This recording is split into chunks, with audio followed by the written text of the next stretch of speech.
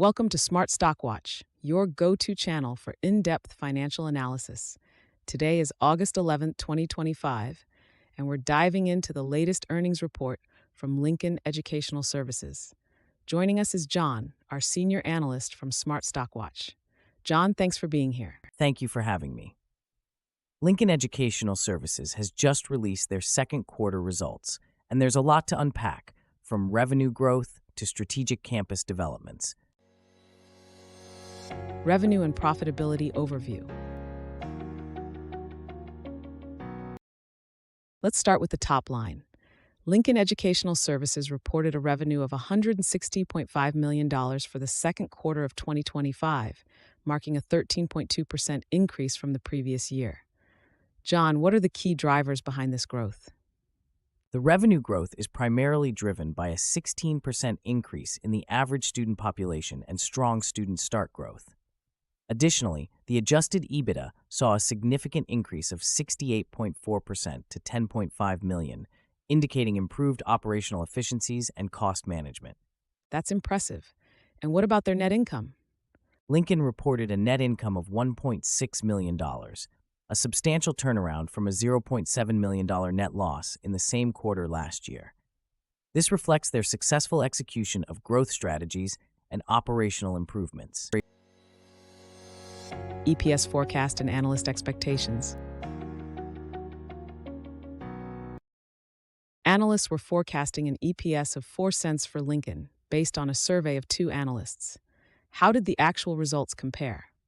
Lincoln exceeded expectations with an actual EPS of 5 cents. This beat the forecast and represents a positive turnaround from the previous year's loss, highlighting the company's strong financial performance this quarter. What does this EPS beat signify for investors? It indicates that Lincoln is on a solid growth trajectory, effectively managing costs and capitalizing on increased demand for their educational programs. This should instill confidence among investors regarding the company's future prospects. Strategic initiatives and campus developments. Lincoln has been active in expanding and relocating campuses. Can you tell us more about these strategic initiatives? Absolutely. Lincoln completed the relocation of their Nashville campus, which is already exceeding expectations. The Houston campus received regulatory approval, and student enrollments are underway. Additionally, the Levittown campus is set to launch new programs in HVAC, electrical, and welding. And what about their future plans? Looking ahead, Lincoln plans to open a new campus in Hicksville, New York, by the fourth quarter of 2026. They are also exploring opportunities for additional campuses to meet the growing demand for skilled training programs. Operational efficiencies and future outlook. Let's discuss operational efficiencies. How has Lincoln managed its expenses this quarter? Lincoln's educational services and facilities expenses increased slightly to $46.8 million, but as a percentage of revenue, they declined, indicating improved efficiency.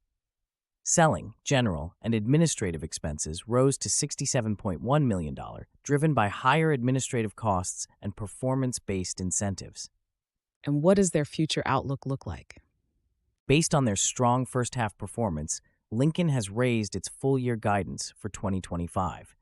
They expect higher revenue, adjusted EBITDA, and net income, reflecting their confidence in continued growth and operational success. Key takeaways. In summary, Lincoln Educational Services has delivered a strong second quarter with impressive revenue growth and profitability improvements. Their strategic campus developments and raised guidance for 2025 signal a promising future. John, any final thoughts? Lincoln's performance this quarter is a testament to their effective growth strategies and operational efficiencies. Investors should keep an eye on their continued expansion and ability to meet the rising demand for career-focused education. Thank you, John, for your insights. And thank you to our viewers for tuning in. If you found this analysis helpful, please like, share, and subscribe to Smart Stock Watch. We'd love to hear your thoughts on Lincoln's performance in the comments below.